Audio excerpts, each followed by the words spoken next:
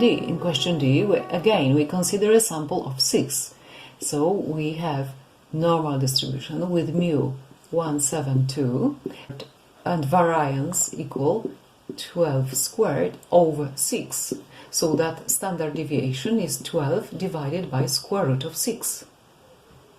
Okay, and now using these facts we have probability that the mean is greater than 190 is, now we substitute to the standardization formula again, so this is probability Z is greater than 190 minus 172 divided by 12 divided by square root of 6. So this is probability Z greater than 3 square root of 6 by 2. So this probability Z is greater than 367. So this is 1 minus probability Z is less than 367. So this is about 0.0001.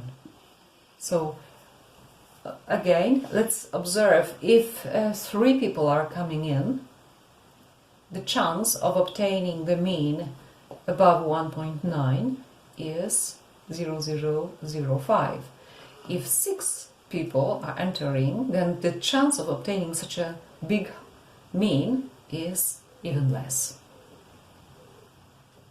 Okay, now it is time to generalize our observations of 3 students. Let's observe first that at the beginning we had students' heights and we were considering the height of any student that was coming in. But then suddenly we started to consider the mean of 3 students. So we built a totally different random variable, the mean, which is obtained by summing up and dividing by 3. So we started individually and we landed at a party of 3 students.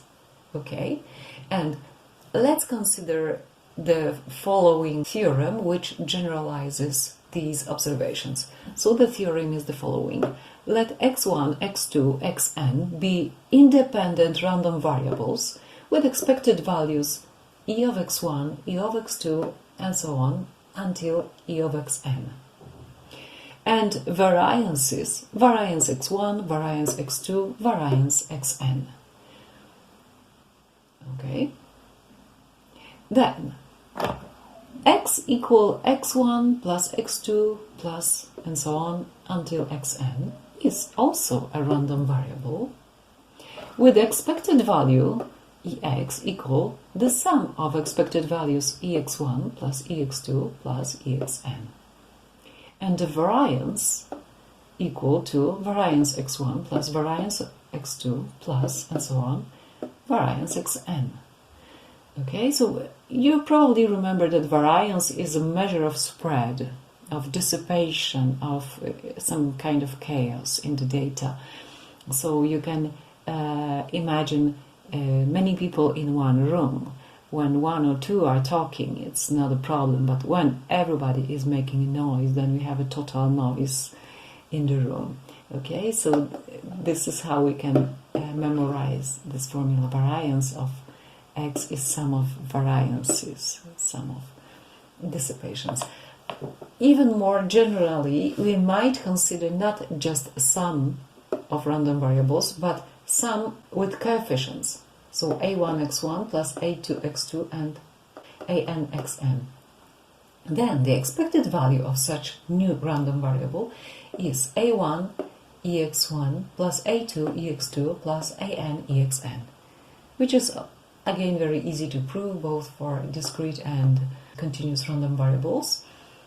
And variance is equal a1 squared variance x1 plus a2 squared variance x2 and so on, an squared variance xn. So in this case the coefficients becomes to the power 2.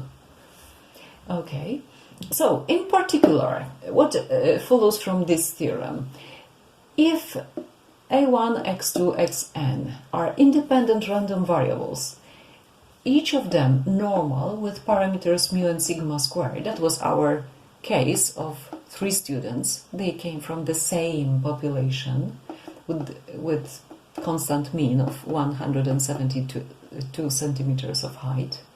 So now we take a sample, practically we take a sample. We take 3 students, it means randomly 3 chosen students, okay? So we have a sample of n elements coming from a population which is normal with parameters mu and sigma squared. Then let's denote x0, the sum of these random variables. Then x0 has some new mean and new variance. Okay, but what is the new mean? It's the sum of means, so it is n mu. Okay, and the variance square is n variance square of each of these random variables. It follows from this line.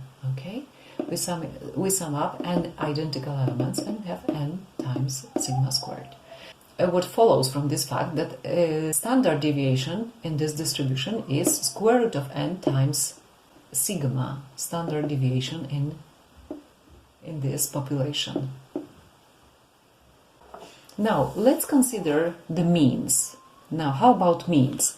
If x1, x2, xn are of identical distribution with expected values identical and variances identical for ij from set 1 to n, so we really have a sample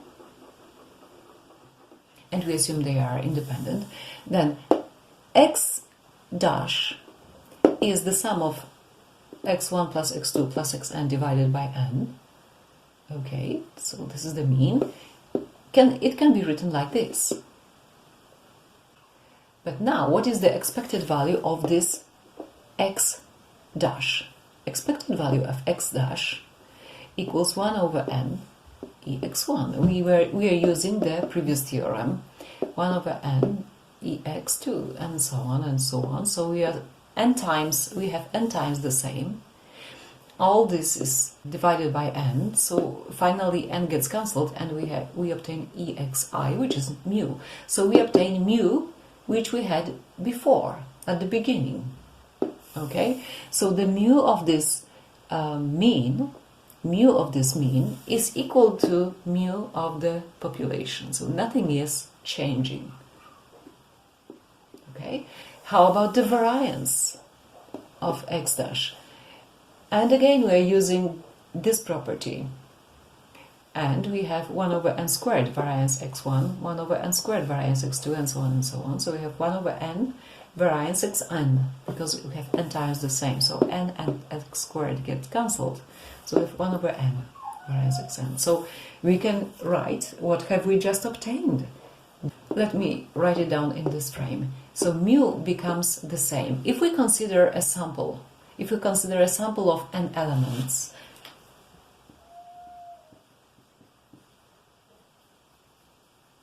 so if we consider a sample of n elements, then the mu of the sample equals to the mu of the population from which we were taking the objects. And the standard deviation of the samples is standard deviation of the population divided by square root of n.